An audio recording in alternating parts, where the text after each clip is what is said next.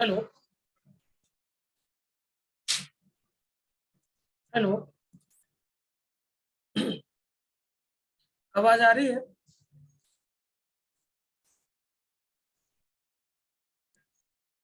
Hello.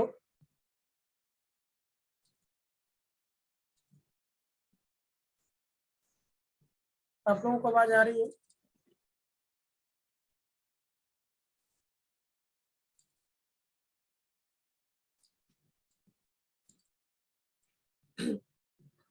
आवाज आ रही है हमारी? Good morning sir. Yes sir, आवाज आ रही है। हाँ, आवाज आ रही है सर। ओके।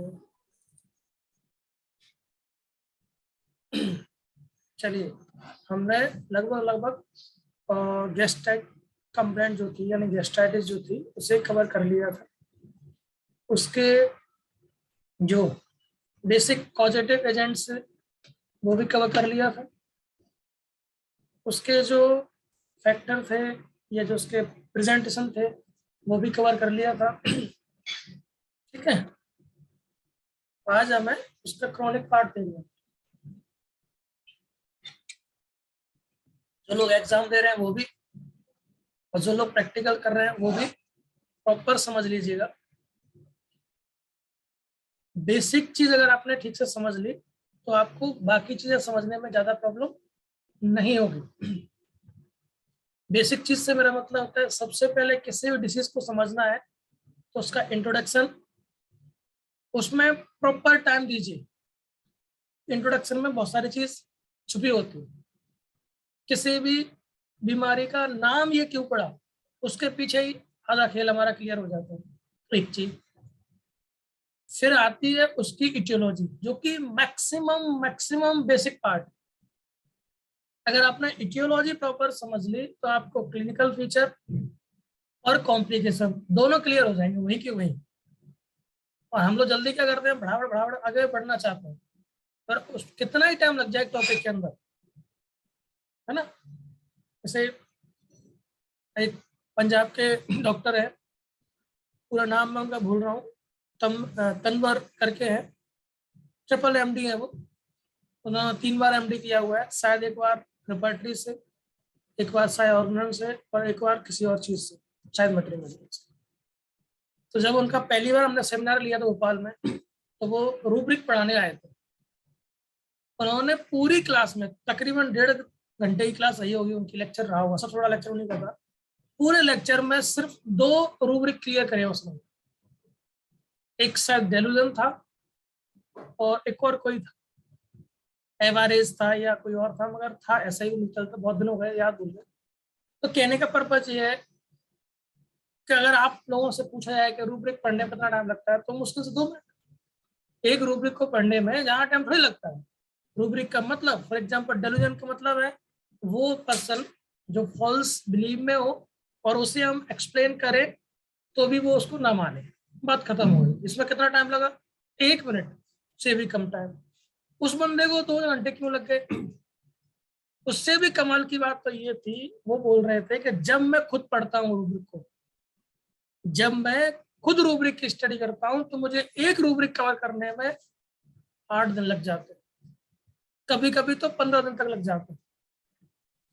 सोचिएगा इंटेंसिटी उस बंदे की जो ट्रिपल एमडी है, 27 से 28 करीब विनर रह चुका है अवार्ड्स का गवर्नमेंट के थ्रू। उसका शायद 3 मंजिला हॉस्पिटल खुद का होम्योपैथी का है, पंजाब से साथ बिलोंग करते हैं वो। और ओनली 99% केस वो कैंसर के डील करते हैं।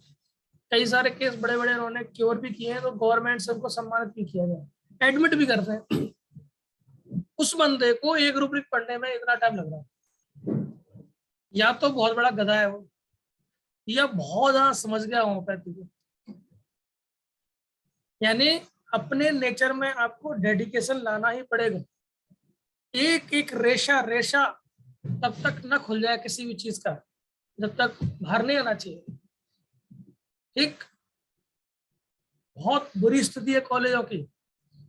अगर यहाँ पे कोई बीआरएमसी का बैठा हुआ है, वसुंधरा राजे का, हमारे यहाँ का वसुंधरा राजे कॉलेज, मुझे लग रहा है शायद कोई नहीं है, उस कॉलेज की इतनी विकट स्थिति है प्रेजेंट में मैं 2 मिनट लूंगा, फिर अपन टॉपिक पे आते हैं। मैं बता दूं कि चूंकि आपको ही बीड़ा उठाना है और तकरीबन तकरीबन हर कॉलेज की यही स्थिति है। उसकी क्या है, बता रहा हूँ कि स्थिति बस स्थिति हो सकती है। मुझे वहां से ऑप्शंस मिला था कि आपको फिजियोलॉजी क्लास लेनी है। मैं भी मूड में था, चलो इस बार फिजियोलॉजी का बैच पढ़ाते हैं, कोचिंग पढ़ाएंगे। चले गए इंटरव्यू देने के लिए, सिलेक्ट हुए। सिलेक्ट क्या उन्हें मालूम ही था, पढ़ाते हैं पहले से, तो बोले आप आज से ही क्लास ले लीजिएगा। मैंने कहा नहीं सर, आज से नहीं, 2 दिन बाद लेंगे। मैं प्रॉपर उसको पढ़ाता हूँ प्रोजेक्टर पर, तो मुझे प्रोजेक्टर के लिए स्लाइड बनानी पड़ेंगी। आप प्रोजेक्टर की तैयारी कर लीजिएगा, आपके यहाँ प्रोजेक्टर नहीं है तो बोले प्रोजेक्टर तो है मगर लगवा दीजिएगा, लाइट वाइट जो भी, बोले 2 दिन बाद आप ले लो। रेडी में क्लास लेने के लिए। मालूम पड़ा उन्होंने मेरा टाइम चेंज कर दिया, 11 बजे। मैंने माँ कर दी, मुझे 11 बजे टाइम नहीं है। तो बोले एक काम करो, आप कोई और अपना कोई फ्रेंड हो उसको पहुंचा दो, जब तक हमारा काम चल जाएगा, बाद में आपका टाइम शेड्यूल चेंज कर लेंगे। ओके। मैंने अपना मित्र जिसका नाम डॉक्टर देवेश पाठक है, उनको बोला कि आप 11 बजे क्लिनिक जाते हैं, 10 से 11 आप क्लास ले लो, तो आपका क्लिनिक भी बच जाएगा तो कॉलेज वालों का काम भी चल जाएगा। बोला ठीक है नसीब भाई, मैं चला जाता हूँ।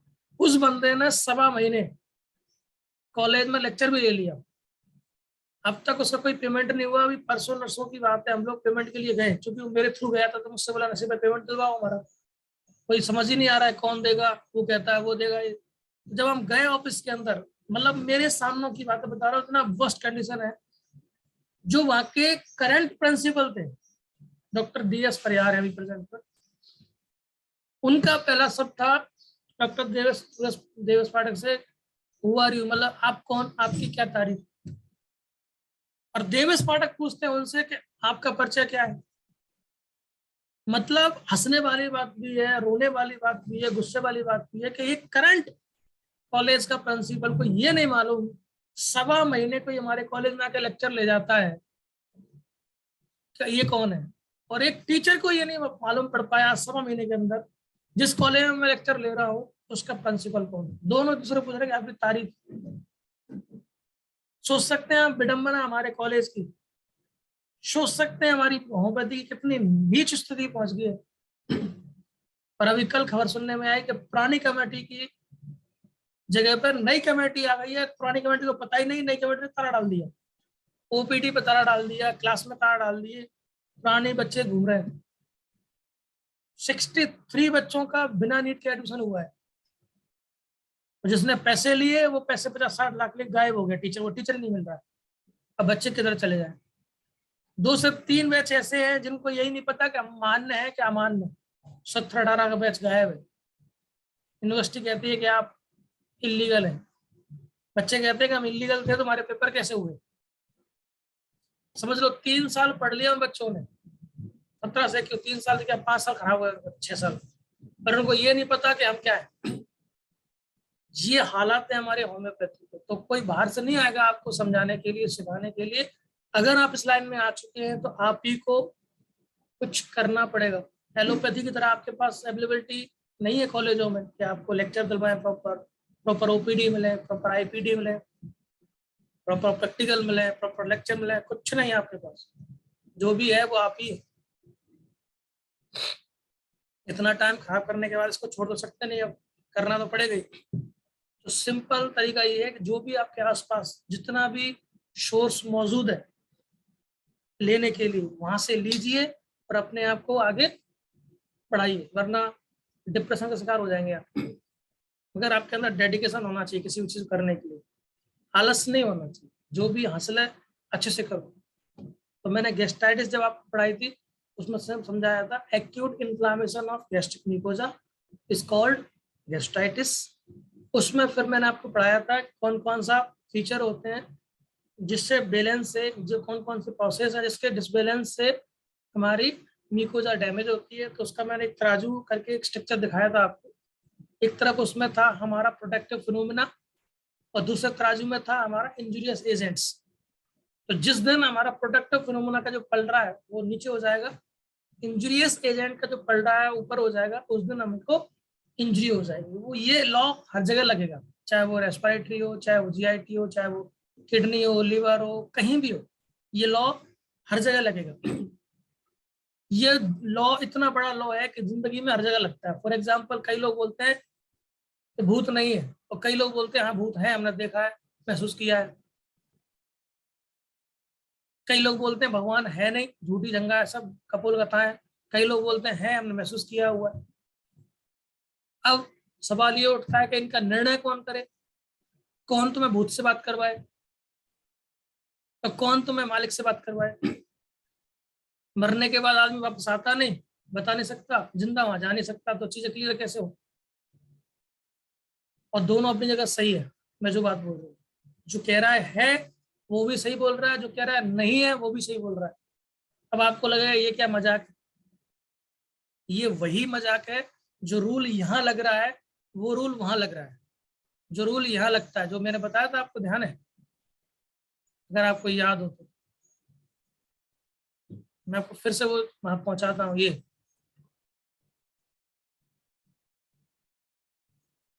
हमारा डिफेंस मैकेनिज्म सबसे पहले किस लेवल पर टूटता है?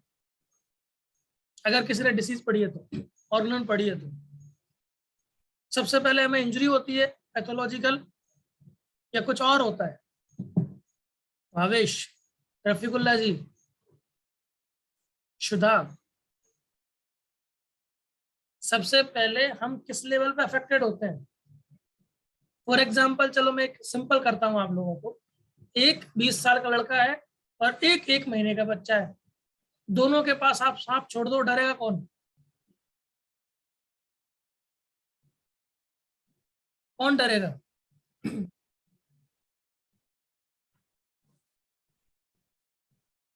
कितनी सिंपल बात है, आप इसका आंसर नहीं आता? 20 साल के लड़के के पास सांप छोड़ दो कौन, और 1 महीने के बड़ा बच्चे वाला सर। क्यों डरेगा बड़े वाला? क्योंकि वो तो बहादुर है, पावर है, उसके पास सब कुछ है, मार भी सकता है उसको। 1 महीने वाला क्यों डर रहा है? बहुत बड़ी बात है इसके अंदर, ध्यान रखना। बहुत बड़ा आपको मैं दे रहा हूँ। सूत्र बोलते हैं मंत्र बोलते हैं। क्यों डरेगा बड़ा वाला? भावेश, क्योंकि सर उससे पता है कि काटने से क्या होगा। ओके। रफीकुल्ला जी, क्यों डरेगा बड़े वाला? सर उसको पता है सर क्या होता है इसका इफेक्ट। ओके, पता है, मतलब हमने सांप को सांप माना, जाना, और उसके डर को अपने अंदर जगह दी। जी सर। अब मैं एक और क्वेश्चन पूछता हूँ।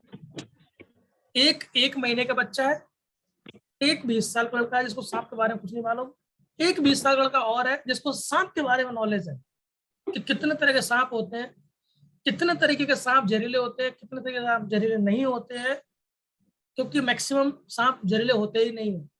अब मुझे बताओ, हमने कोई एक सांप छोड़ा जो कि नॉन पॉइजनस है, अब उस सांप से जिसको सांप के बारे में मालूम है वो लड़का डरेगा, जिसको सांप के बारे में मालूम नहीं है वो डरेगा, या 1 महीने के बच्चे डरेगा? कौन डरेगा? सर जिसको सांप के बारे में पता नहीं है वो ज्यादा डर रहे हैं। Very good. बस उसको इतना पता है कि ये सांप है, जी सर। होता है ये मान लिया उसने। उसने ज्यादा जाना ही नहीं कि सांप होने के बावजूद भी क्या सांप, हर सांप हमें मार डालेगा, तो उसने उस फियर को जगह दे दी। सांप मतलब मौत, बात खत्म। तो हमने अपने मन के अंदर अपने वाइटल फोर्स को, अपने प्रोटेक्टिव फिनोमेना को जगह दी कि हाँ भूत होता है। तो वो नेगेटिव फिनोमेना जो था, नेगेटिव एनर्जी जो थी, उस नेगेटिव एनर्जी को हमारे अंदर घुसने का बिस्तर मिल गया, सॉइल मिल गई। अगर मानेंगे तो हमें सांप भूत दिखेगा, नहीं मानेंगे तो नहीं दिखेगा। नेगेटिव एनर्जी होती है, इसमें कोई दो राय नहीं, पर वो एनर्जी आप पर जब तक राज नहीं कर सकती तब तक कि आप उसको जगह नहीं देंगे। कई सारे लोग ऐसे रहे हैं गाँव में, आज भी होंगे बहुत जगह, हमने खुद देखा है, जो ये कहते हैं आज भी कि बताओ कहाँ है भूत, सबसे खतरनाक भूत की जगह मुझे ले जाओ, भाई मैं सोऊंगा। हमारे गांव में थे, अब तो खैर गुजर गए वो, दादा थे एक, उनका पूरे गांव में फेमस थे कि जहां जहां भूत फेमस थे उसके बीच में वो अपनी खाट डाल कर सोते थे। तो कई बार ऐसा नाइट में हुआ कि उन खाट को पलट दिया गया, उनको उठा के नीचे रख दिया गया। तो नेगेटिव एनर्जी होगी नो डाउट, पर उनको कुछ नहीं हुआ। वाई? क्योंकि उस बंदे यहाँ ने पे जिंदगी में माना ही नहीं ऐसी कोई चीज होती है, तो उसके अंदर वो डर घुसा ही नहीं। यही सेम लॉ लगता है अपनी डिसीज के अंदर। हमारी सबसे पहले ये जाती है, मेंटल मैकेनिज्म डिफेंस का होता है, वो टूटता है, वहां से फियर आता है, फियर के बाद हमारी इम्यूनिटी डिप्रेस होती है, फिर हमको और सारे फैक्टर अफेक्ट कर जाते हैं और हम बीमार होते हैं। फियर फियर सोचने भर से हमारी बॉडी के अंदर ऐसे हार्मोन रिलीज होने लग जाते हैं जो हमको वीक बना देते हैं, अगर हम निगेटिव सोच रहे हैं तो। और जैसे ही हमने कुछ अच्छा सोचा और पॉजिटिव थिंकिंग ली, हम एनर्जी से भर जाते हैं और हमारा प्रोटेक्टिव फिनोमेना और मजबूत हो जाता है। तो फर्क कौन डाल रहा है सबसे पहले? आपकी इम्यूनिटी फर्क कौन डाल रहा है सबसे पहले? Fear, mind. माइंड। अब बात करते हैं कि फियर आता कहां से। सांप को सांप हमने जाना कहां से? सोर्स से। तो जिसके पास जितना अच्छा सोर्स होगा, चाहे वो सांप का हो, चाहे वो जिंदगी का हो, चाहे वो फूड का हो, चाहे वो होम्योपैथी का हो, जितना अच्छा सोर्स होगा आपके पास, उतनी अच्छी आपकी उस पर्टिकुलर सब्सटेंस के खिलाफ इम्यूनिटी बनेगी। अगर आप होम्योपैथी का सोर्स अच्छे से लिया है तो आप होम्योपैथी के प्रति बहुत ज्यादा कॉन्फिडेंस हो जाएंगे, नहीं मुझे तो करना है। अगर होम्योपैथी का सोर्स आपके पास बहुत अच्छा नहीं है, छोटा सा है, डरे हुए रहेंगे आप, पता नहीं कोई कुछ पूछ ना ले, एमडी कुछ पूछ ना ले, एमबीबीएस कुछ पूछ ना ले, यार रहने तो बात नहीं करना है, मैं तो डॉक्टर बोल नहीं है, मैं तो डॉक्टर है, हम तो ऐसे ही है। तो फियर कहाँ से आया? Lack of source. आपका इम्यून सिस्टम ब्रेक डाउन, कोई भी आपको बुला जाएगा, कोई भी आपको समझा जाएगा। मजबूत और कमजोर कहाँ से हो रहे हैं हम? सोर्स। सोर्स हमारे मजबूत होने चाहिए, तो सोर्स ढूंढिए अपने आसपास। यूट्यूब पे सोर्स मिल जाए, पड़ोस में सोर्स मिल जाए, गुरु के रूप में मिल जाए, कहीं भी मिल जाए, उसको सोर्स को पकड़िए और अपनी लाइफ को मजबूत बना के आगे बढ़िए। ये मेरा अपना पर्सनल एक्सपीरियंस है आप लोगों को। अब्दुल्ला जी कुछ पूछना है? नहीं सर, इसीलिए सर होम्योपैथी में सबसे ज्यादा महत्वपूर्ण है पॉजिटिव फैक्टर, है ना सर? बिल्कुल, सबसे ज्यादा महत्व दिया गया है इस चीज को। अब वो पॉजिटिव फैक्टर किस लेवल का है? मेंटल लेवल का है, फिजिकल लेवल का है, सोशल लेवल का है। आपको पकड़ना पड़ेगा मरीज के आसपास क्या चीज घूम रहा है। यकीन और मान कई लो बार मैं सर ये खुद पॉजिटिव जी कई बार पॉजिटिव फैक्टर मिस होने की वजह से, पॉजिटिव फैक्टर मिस होने की वजह से पूरा केस ही सर ठीक ही नहीं हो पाते। बिल्कुल केस में आराम ही नहीं आएगा। हैनीमैन सर ने खुद ही एक्सप्लेन किया हुआ है कि कॉजेटिव का बहुत बड़ा रोल है। मेंटेनिंग फैक्टर अगर है, आप कुछ नहीं कर सकते उस केस का। नेट्रम सल्फ को आप पढ़ लीजिएगा, बोरियम को आप पढ़ लीजिएगा, आर्सेनिक को आप पढ़ लीजिएगा, पल्स को आप पढ़ लीजिएगा, इनमें सब में फैक्टर आपको मिलेगा। ऑरम को आप पढ़ लीजिएगा। टूटना चाहता, गिरना, अरे मेरी पोजीशन, अरे मैं गया, अरे मैं तो ये था, अब तो मैं गया, अब तो मेरा जीना बेकार है, क्या मतलब है सेकंड नंबर आया तो मर जाना बेहतर है। अरे क्योंकि वो गोल्ड चमकना चाहता था, अब तो उसकी जिंदगी बची नहीं, चमकना खत्म, लाइफ खत्म। और तो ढूंढना ही पड़ेगा सोर्स। सेम कहानी हमारी गैस्ट्राइटिस की है। मेरे लेक्चर में थ्योरी आपको कम मिलेगी, वो तो कोई भी पढ़ सकता है। मैं आपको प्रैक्टिकल चीज बताता हूँ जो आपको एग्जाम में भी काम आएगा और आपको प्रैक्टिस में भी काम आएगा। कई लोग उसको गलत भी बोलते हैं कि सर काफी टाइम ले लेते हैं टॉपिक के अंदर, और कई लोगों को जब समझ आएगा प्रैक्टिस में, उनको लगेगा यही तो चीज पढ़ने की है, बाकी किताब उठाकर कोई भी पढ़ लेगा। समझ पा रहे हैं आप? ये जो दीवार दिखाया था मैंने, ये दीवार मजबूत है, पॉजिटिव एजेंट छोटे छोटे हैं, कुछ नहीं बिगाड़ पाए दीवार को, यानी हमारा डिफेंस मैकेनिज्म मजबूत था तो हम नहीं टूटे। यहाँ देख लो, दीवार सेम है पर पॉजिटिव एजेंट भारी पड़ गया, हमको टूट गए हम। ठीक, तो ये सारी चीजें बता चुके हैं, चाहे वो गैस्ट्राइटिस हो, चाहे वो रेस्पिरेटरी हो, लो यही लगेगा।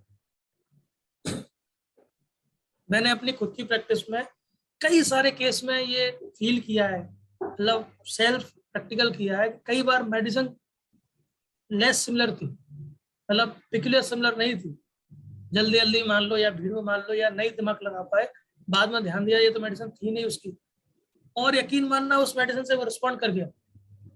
मुझे लगा ऐसी क्या चीज है जो उसको रिस्पॉन्ड दे गई।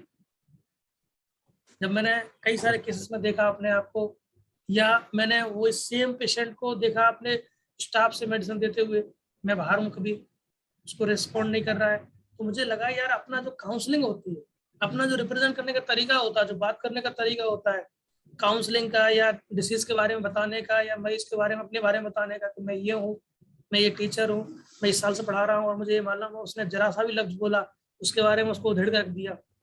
कई आते ना 2-4 लफ्ज जानते हैं मेडिकल लाइन के साथ, मुझे पिंपल्स है या मुझे हर्पीज है, हर्पीज समझते हैं आप, ऐसा उसने बोल दिया फिर अपने आप उसको आपने उसको हर्पीज पर पढ़ा दिया, अगली बार नहीं बोलेगा वो आपसे। यानी आपने उसको क्लिनिक पे ही 80% ठीक कर दिया। सबसे पहला ट्रीटमेंट होता है मरीज को ये कॉन्फिडेंस दिलाना कि आपको कुछ आता है, आपकी बॉडी लैंग्वेज बोलती है, आपको हावी होना पड़ता है उसके ऊपर। अगर मरीज आपके ऊपर हावी हो गया, यकीन मानना वो ठीक नहीं होगा। पर हावी आप डंडा लेके नहीं हो सकते। आपकी काउंसलिंग पावर, आपकी नॉलेज पैथोलॉजी की या मैट्रीमेट का, जो भी आपके पास है, जिस चीज से भी आप उसे गिरा सकते हैं, गिराइए। सामाजिक नॉलेज काम आती है, आपके आसपास में क्या चल रहा है, देश में क्या चल रहा है, वो भी नॉलेज आपके पास होना चाहिए। कई लोग भक्त आते हैं तो उनको भी शांत करना पड़ता है ना। कई लोग डिलीजन में आते हैं, अरे साहब देखा तो अब करा दी ना हमने, तो वो यही सोच रहे हैं कि हमने करा दी। गांव में कहावत नहीं होती, बैलगाड़ी चलती है उसके नीचे कुत्ता चलता है, कुत्ता गांव में कहावत है। तो कुत्ते को लगता है बैलगाड़ी को तो मैं ही खींच रहा हूँ, ये बैल तो कुछ कर ही नहीं रहे, तो उसके नीचे नीचे चलता है, बैलगाड़ी के नीचे। अब तो खैर बैलगाड़ी बंद हो गई है, पुराने जमाने में ये बहुत था। तो उनको ये माइंड में बैठ गया कि नहीं जो कराया वो हमने करा दिया।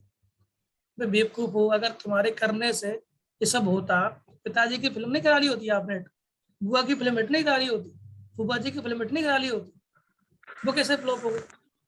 तो ये डेल्यूजन में जी रहे हैं, उनको समझाने के बाद भी वो समझेंगे नहीं, टोटल उसमें जी रहे हैं डेल्यूजन में। तो उनको फिर एक्सप्लेन करना, हालांकि वो मानेंगे नहीं, क्योंकि डेल्यूजन का मतलब ये होता है। फिर भी आपको नॉलेज होनी चाहिए। तो क्लिनिक में जो मैंने महसूस किया है 80% रोल, आपका प्रेजेंटेशन बहुत बड़ा रोल होता है। मेडिसिन आप कुछ भी दे दोगे, मैं गारंटी ले रहा हूँ उस बात की, लेस सिमिलर भी दे दोगे ना तो भी काम करेगी, अगर आपका प्रेजेंटेशन ठीक है। मरीज को लगना नहीं चाहिए 1% भी कि आपको कुछ कहीं से मिस हो गया। आपने पीएल भी देते हैं, पीएल भी प्लेसिबो भी, वो भी काम करेगा। सर एक बार मेरे पास एक पेशेंट आया था सर, जी जी। वो अजीब दिक्कत बताया सर। बोलता है एक बार मैंने गांजा पिया, गांजा पीने के बाद मैंने पेशाब करने गया तो ऐसा लगता है मुझे मेरा पेनिस का जो मसल्स है वो सब खींच गया है। उसके बाद से मेरे सर में दर्द है। अब कुछ हाथा पैर मुझे नहीं मिला है सर। तो मैंने उसको सर, मैंने कहा आप कहाँ से, कैसे आपको पता चला ऐसा प्रॉब्लम हुआ? बोला है मैंने यूट्यूब में बहुत ज्यादा वीडियो देखा है और मुझे पता है सब कुछ। तो फिर मैंने सर उसको बहुत समझाया सर, इधर से उधर से, बहुत समझाने के बाद उसके ट्रस्ट हासिल किया है सर। और उसके बाद मैंने उसको सर बेलेडोना दिया था। दूसरे बात आ करके बोला है बहुत गजब का रिजल्ट है। फिर मैंने सोचा ये फास्फोरस लग रहा है तो फास्फोरस दे दिया है। फिर वो वही कुछ था ही वही नहीं। बोला है बहुत बहुत गजब का पेशेंट है। फिर मुझे लगा है कहीं ये माइंड का पेशेंट लगता है, तो हाँ, मैंने इस बार पीएल देता हूँ। पीएल देने के बाद सर आके बोला है गजब रिजल्ट। का रिजल्ट है। हाँ, तो ये कुछ है ही नहीं, ऐसे मरीज होते हैं डेफिनेटली, मैं बोल रहा हूँ आपको, ऐसे मैक्सिमम मरीज हैं जिन्हें सिर्फ आपकी प्रेजेंटेशन चाहिए, वो काम करेगी। कई लोग इसको माने ना माने, पर मेरा पर्सनल एक्सपीरियंस रहा है। कई बार तो मुझे लगता है मेडिसिन तो कहीं से कहीं तक थी नहीं इसमें, और दे दी हमने, वो काम कर रही है। ठीक है, अरे सर क्या जवाब आपने दिया, मजा आ गया, मजा आ गया, बहुत अच्छी नॉलेज है। वो 4 मरीज और लेके आ रहा है, हम अंदर अंदर हंस रहे हैं कि यार ये मेडिसिन थी नहीं, हमसे गलती चली गई, भीड़ में चली गई, लापरवाही से चली गई, पर ये तो 4 और लेके आ गए। अब क्या किया जाए? तो आपकी प्रेजेंटेशन, आपका सोर्स, आपका एटीट्यूड, पॉजिटिव एटीट्यूड है ना। कई लोग परेशान है तो आपको उनके लिए झुकना भी पड़ेगा, भाई ठीक है 500 रुपये नहीं है, 100 दे जाओ, कोई बात नहीं, चलेगा। पर वो 4 जगह बोलेगा, 4 मरीज लेके आएगा, 500 की जगह 5,000 कम आएगा, तो आपका पैसा खराब नहीं जाता।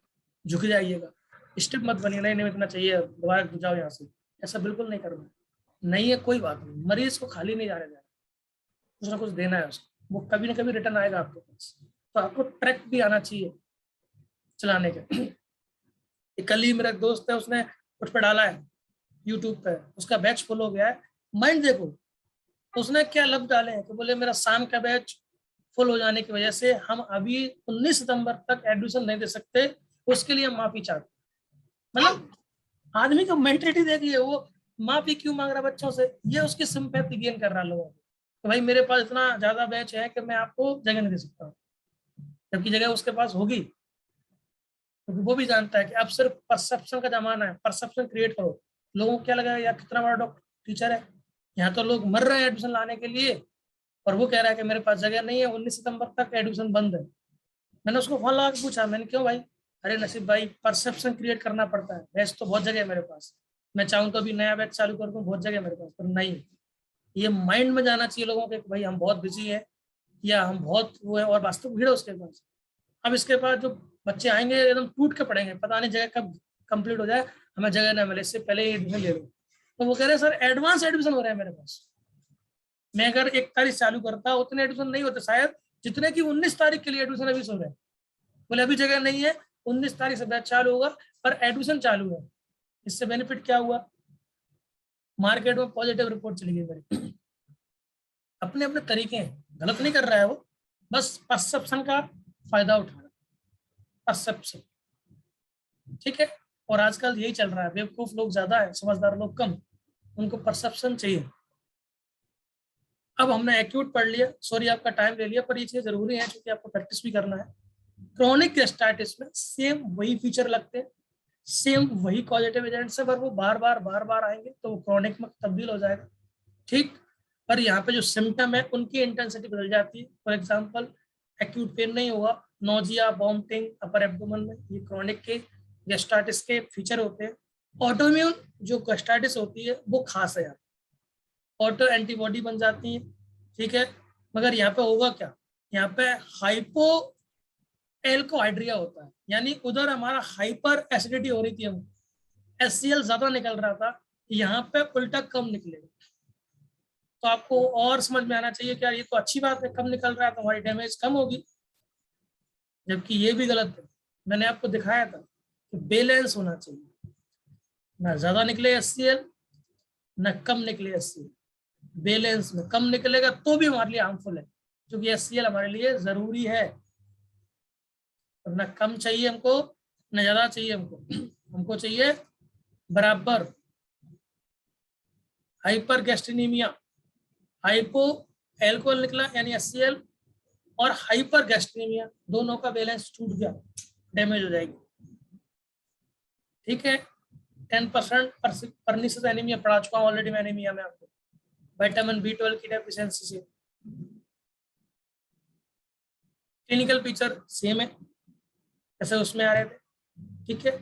जैसे ही ऑटोइम्यून डिसऑर्डर पढ़ते हैं आपको ये ढूंढना चाहिए कि हमारी बॉडी में या पेशेंट की बॉडी में कोई और ऑटोइम्यून डिसऑर्डर तो नहीं है, जनरली मिलते हैं आपको। फॉर एग्जांपल आपको एडिसन डिसीज मिल जाएगी, थायराइड मिल जाएगा, या कोई और ट्यूमर मिल जाए जो ऑटोइम्यून डिसऑर्डर टाइप का हो। तो जनरली ऑटोइम्यून डिसऑर्डर में आपको बॉडी के अंदर और सारे ऑटोइम्यून डिसऑर्डर मिलते ही है, क्योंकि टेंडेंसी होती है, ठीक है।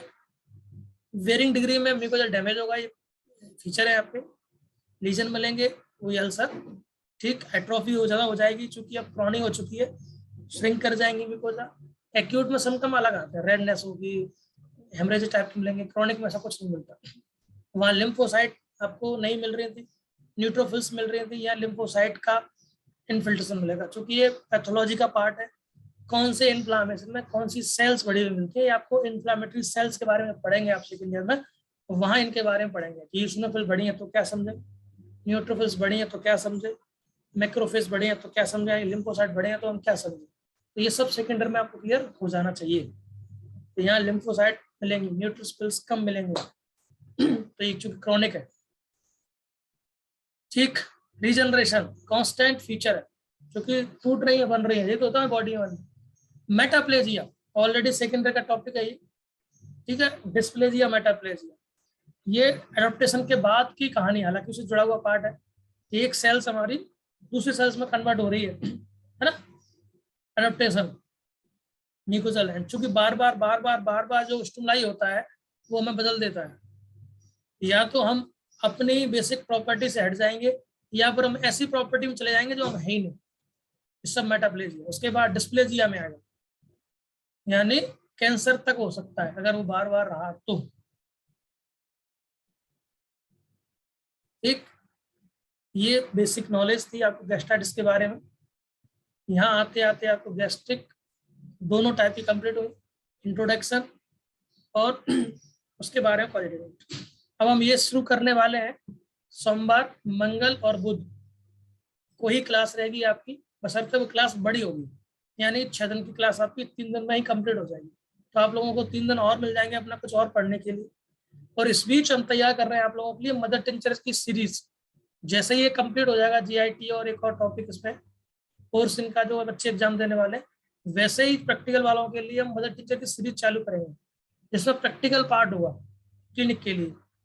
फॉर एग्जांपल यूटीआई के लिए मदर टीचर, सेक्सुअल डिविडिटी के लिए मदर टीचर, जीआईटी की मदर टीचर, तो उनको लेके हम आगे बढ़ेंगे। आप क्या कहना चाहते हैं? अगर ठीक है वो चीज तो हम उस पर काम करेंगे, नहीं है तो कोई बात नहीं, क्योंकि मदर टीचर बायोकेमिक काफी अच्छा कवर करता है प्रैक्टिस का। बहुत अच्छे केस निकल जाते हैं कई बार उनसे, वो भी नॉलेज होनी चाहिए। हर हथियार आपकी जेब में होना चाहिए, क्या पता कब कौन सा दुश्मन आपके सामने हो। ठीक है रफीकुल्ला जी, शैलेश जी, शुदा जी सर। करने के बाद हम मदर टीचर की सीरीज स्टार्ट करेंगे और सोमवार, मंगल, बुध 3 दिन क्लास लिया करेंगे, थोड़ा बड़ी क्लास चलाएंगे, है ना? तो 3 दिन आपके पास बचे आएंगे। जी सर। ओके, आज के लिए थैंक यू। कल हम गैस्ट्रिक कवर करेंगे। ओके ठीक, थैंक यू।